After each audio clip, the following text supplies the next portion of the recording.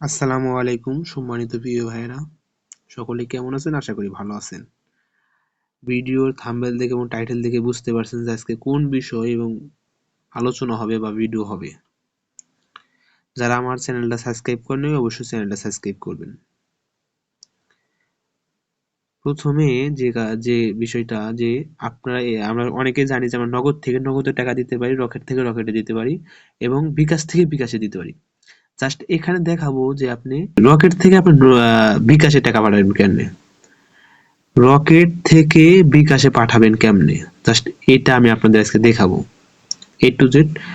অবশ্যই ভিডিওটা এ to Z দেখবেন, প্রথম থেকে শেষ পর্যন্ত দেখবেন, তাহলে জিনিসটা বুঝতে পারবেন। অনেকে ভিডিও কেটে কেটে দেখেন, তাহলে কিন্তু কিছুই বুঝতে পারবেন না। তার জন্য আমাদের রকেট অ্যাপসে যেতে হবে, যেটা আমাদের রকেটে একটা অ্যাকাউন্ট করা থাকতে হবে। আমার পাসওয়ার্ডটা দিয়ে দিলাম। দেওয়ার পরে এখানে দেখেন যে ফান্ড ট্রান্সফার এখানে আছে, এখানে ক্লিক করলাম।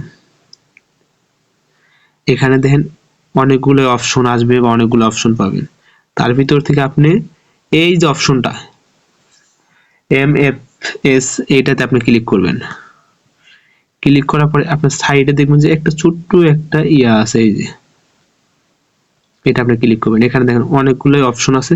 জাস্ট এখানে দেখেন যে বিকাশ নামে একটা অপশন আছে, দেখেন বিকাশ বিকাশ নামে একটা অপশন আছে। যেহেতু আমরা রকেট থেকে বিকাশে টাকা পাঠাবো, তার জন্য আমাদের বিকাশটা সিলেক্ট করতে হবে। করার পরে এখানে আপনার নাম্বারটা দিয়ে দিবেন। আপনি যে নাম্বারটাতে টাকা মানে পাঠাবেন ওটা কিন্তু বিকাশ করা থাকতে হবে। আপনার রেফার দিয়ে দিলেন। আপনি কত টাকা পাঠাবেন, ধরেন 50 টাকা। আমি আবার একটু দেখাই, যেটা হাজারে কত টাকা কাটে, 1000 টাকা দিই অ্যামাউন্ট। আমার 1000 টাকা যদি আমি আমার কিন্তু টোটালি চার্জ কাটবে 8 টাকা 5 পয়সা।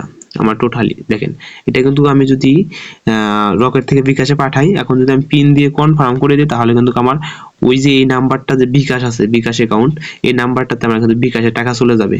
রকেট থেকে আমার 1008 টাকা 5 পয়সা কাটবে, আমি কিন্তু আমার বিকাশে পাবো 1000 টাকা। 1000 টাকা আমার বিকাশে পাবো। তাহলে যে আমার এই চার্জটা, অনেকে আছেন যে ভাই এই চার্জটা তো ইয়া করার কোনো সিস্টেম নাই, এরকম কোনো সিস্টেম নাই। জাস্ট এটা আপনারা জাস্ট এটা আপনার শুধু যখন প্রয়োজন পড়ে তখনই কিন্তু আপনারা এই জিনিসটা